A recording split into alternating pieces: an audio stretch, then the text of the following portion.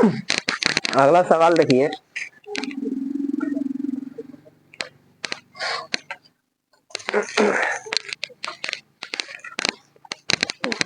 अगला सवाल में है कि किसी बेलन के आधार का व्यास 42 सेंटीमीटर तथा ऊंचाई 10 सेंटीमीटर है, तो इसका संपूर्ण पृष्ठ क्षेत्रफल ज्ञात करें। एक बेलन है,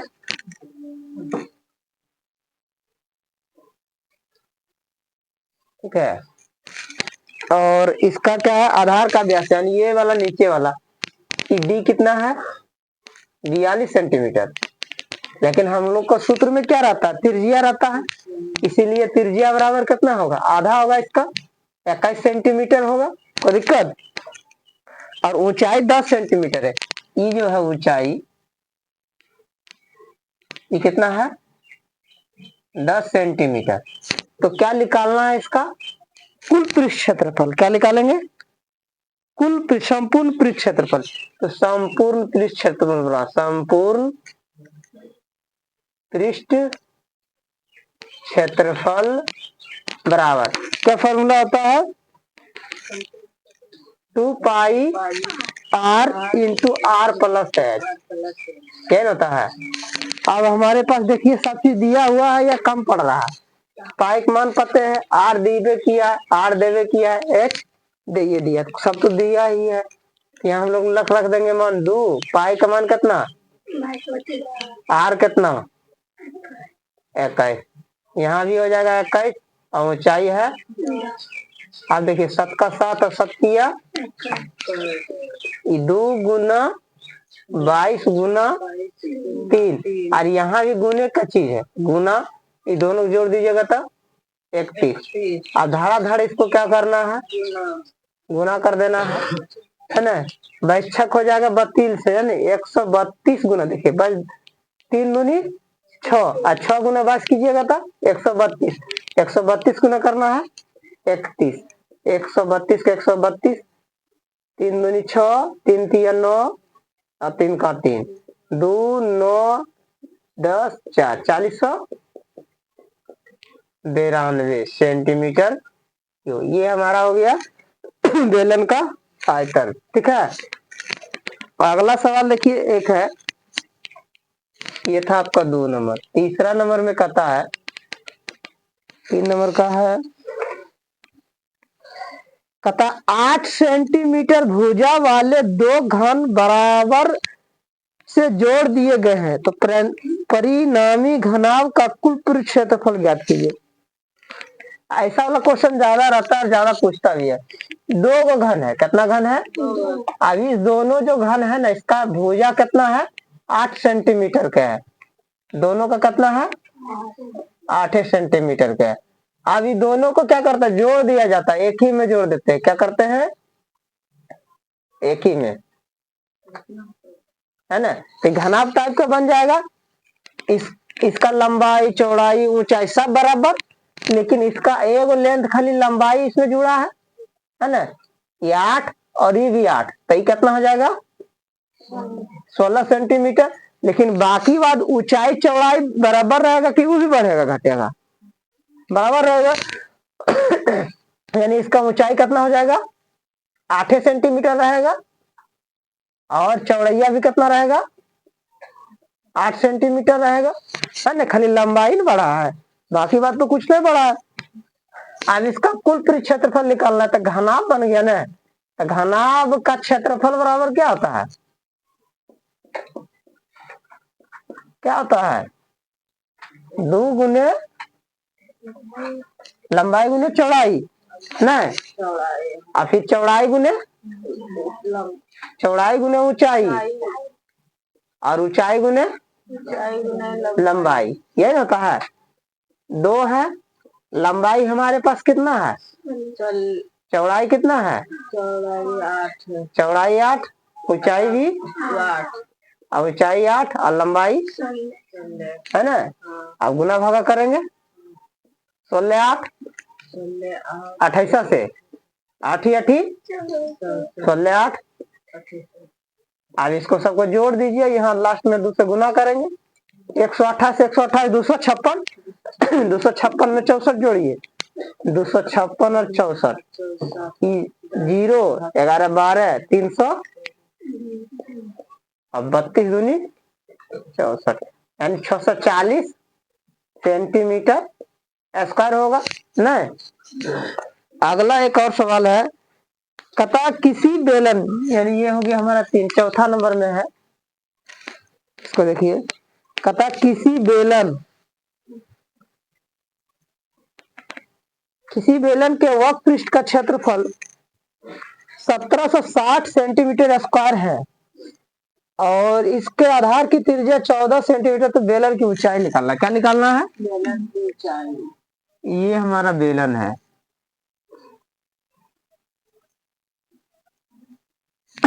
बेलन है, इसका आधार का त्रिज्या कितना है? आधार का त्रिज्या 14 सेंटीमीटर, कितना है? और इसका ऊंचाई पता नहीं है, उसका ऊंचाई पता नहीं है। इसका वक्र क्षेत्रफल, बेलन का वक्र क्षेत्रफल क्या दिया गया है? बेलन का वक्र पृष्ठ क्षेत्रफल कितना दिया गया है? बोलिए फटाफट। 1760 कितना दिया है? 60 सेंटीमीटर स्क्वायर, ठीक है। तो बेलन का वक्र क्षेत्रफल दिया गया है, अब हमको निकालना होगा इसी से ने, हमको ऊंचाई निकालना है, दूसरा चीज तो दिया नहीं है, जो देगा उसी से ना निकालेंगे। तो बेलन का वक्र क्षेत्रफल दिया था, बेलन का वक्र क्षेत्रफल बराबर क्या होता है? हाँ, क्या होता है? आर एच, पाई के मान पते हैं, आर दे दिया है, एच में निकल जाएगा, बढ़िया से निकल जाएगा ना। अब सब मान रख दीजिए इसमें, पाई कितना? आर हमारे पास 14 है, ऊंचाई निकालेंगे, आई इतना बराबर दिया 7 का 7 7 दूनी 14। अब हम देखो 2 गुना 22 गुना 2 गुना एच, एच का मान निकालेंगे, इसीलिए एच बराबर, तो 1760 में हम क्या करेंगे? इतना से भाग दे देंगे, है ना, गुना में है भाग दे देंगे, भाग में रहता गुना कर देते नहीं। अब भागा दे दीजिए, तो 22 का 22, अब 22 से इसको काटिएगा तो कितना आएगा? 80 आएगा कि सही लिखे, गलत हो गया। अब 2 दूनी 4, तो ऐसे काटिए ना, कक्के को करके, 2 का 2, 2 से इसको काटिएगा तो फिर 2 का को काटिएगा 1, इसको एच बराबर क्या निकला? क्या चीज इस माप में है? सेंटीमीटर मीटर में, यानी कि बेलन की ऊंचाई कितना है? अतः बेलन की ऊंचाई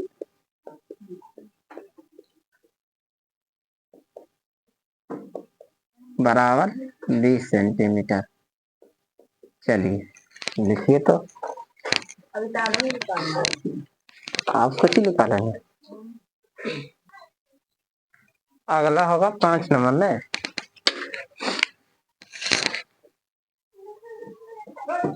5 नंबर सवाल में कहता है कि एक लंबवृत्तीय शंकु की ऊंचाई 24 सेंटीमीटर और आधार की त्रिज्या 7 सेंटीमीटर है, तो उसके आयतन की गणना कीजिए। एक शंकु है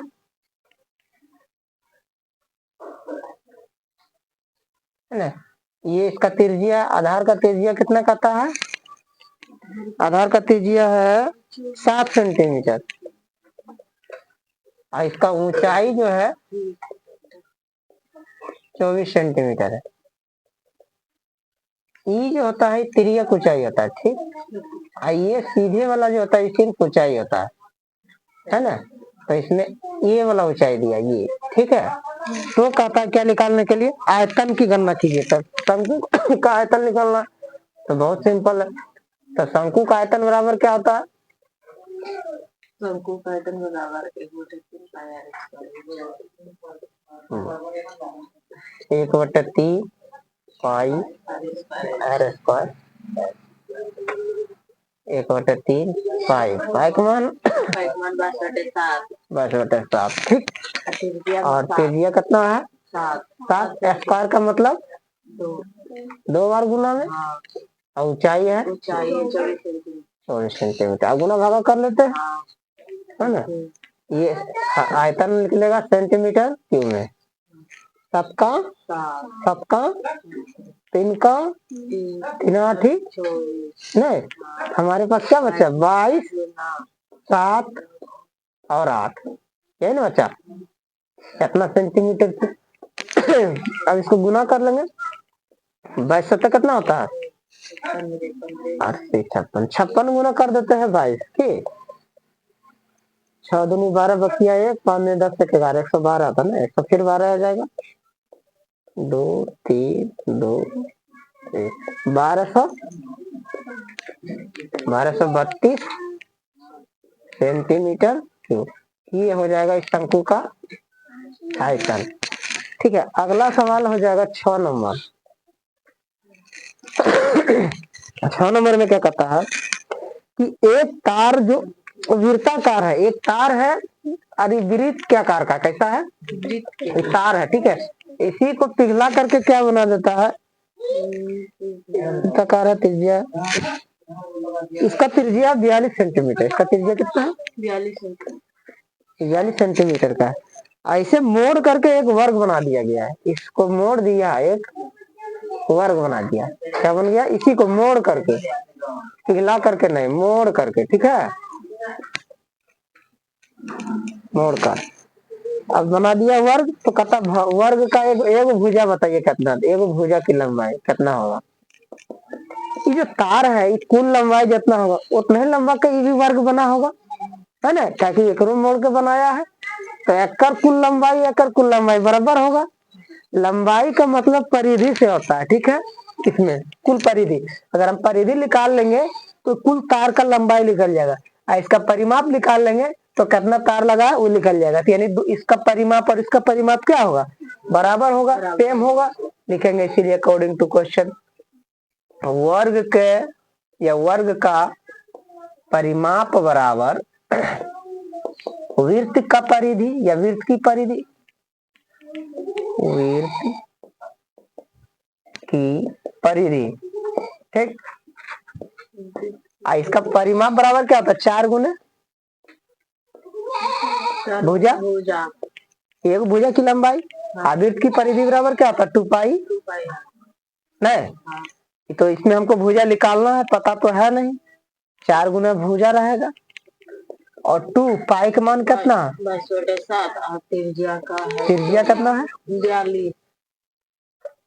देखिए, 7 का 7 छक 42। देखिए गुना में एक बार और लिख लीजिए, ना तो एक ही बार लिख लीजिए। भुजा बराबर 2 गुने 6 गुने 22।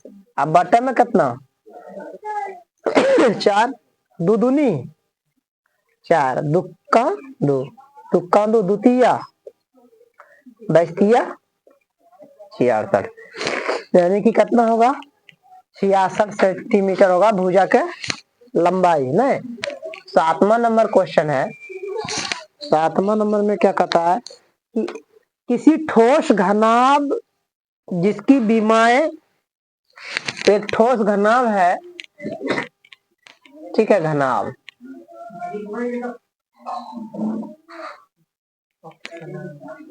इस तरह का घनाभ है जिसकी विमाएं मतलब लंबाई चौड़ाई ऊंचाई, ठीक है। विमाएं लिख ही दीजिए एक ही बार में। विमाएं कितना दिया है?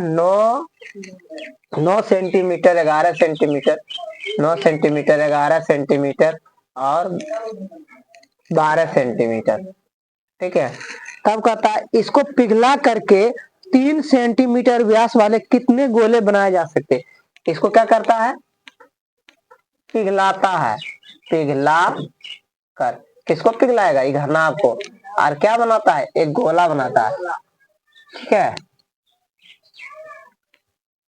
ये गोला जिसका त्रिज्या कितना है? जिसका त्रिज्या 3 सेंटीमीटर है। तो त्रिज्या व्यास है, व्यास है क्या है? तो व्यास है 3 सेंटीमीटर, तो त्रिज्या कितना हो जाएगा? 3/2, ठीक है। अब जो है इसमें भी जो जो चीज चाहिए दिया हुआ, इसमें भी जो जो चीज चाहिए दिया हुआ, लेकिन कै को गोला बनेगा, तो मान लेते हैं एन गोला बनेगा, यानी एन गोला का आयतन पिघलाया है, तो यानी कि आयतन निकालना है, यानी इसका आयतन और गोला का आयतन, एन गोला का आयतन, एगो गोला ना है, एन गोला, यानी कि और गोला बनेगा, 2 4 5 गो बनेगा, ठीक है, एगो नहीं बनेगा। तो क्या गो बनेगा ये पता नहीं है, अज्ञात है, इसलिए एन मान लेंगे या तो एक्स मान लेंगे। यहाँ लिख लीजिए, ना होता तो माना कि घनाभ को पिघलाकर एन गोला बनेगा। ठीक है, अब तो दिक्कत ना है, आप मान लिए हैं कि एन गोला बनेगा, तो एन गोला का आयतन बराबर कितना हो जाएगा, इसीलिए एन गोला का आयतन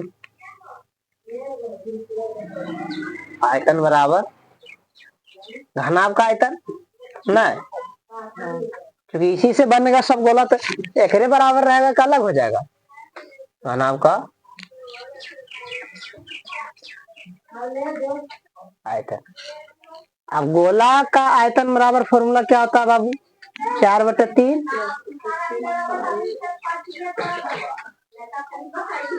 आर क्यू। घनाभ का आयतन बराबर क्या होता है, घनाभ का आयतन तो लंबाई गुना चौड़ाई ऊंचाई, तीनों दिया गया है।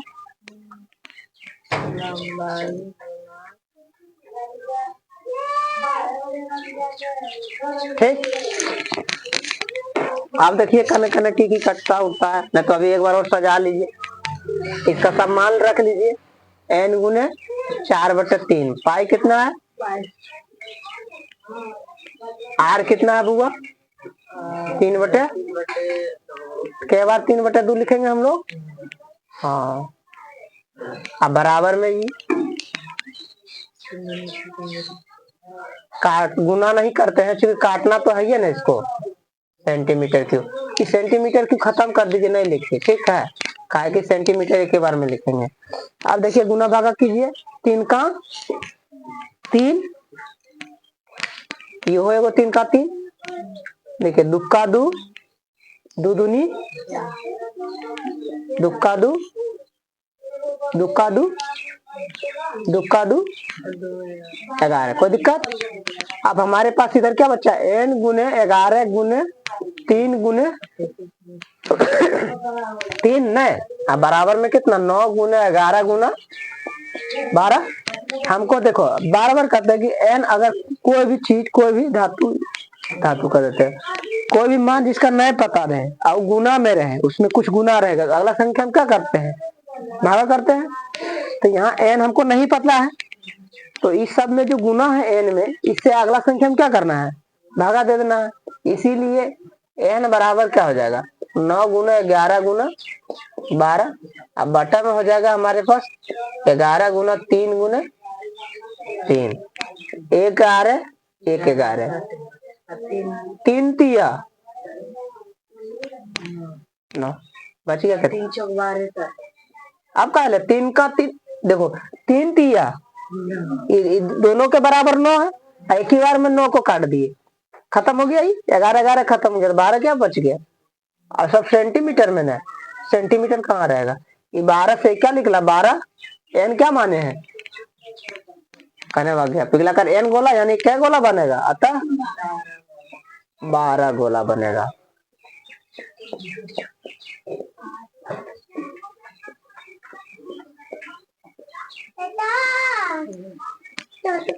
जा रहे हमारे 1 6 मिनट में आ गया।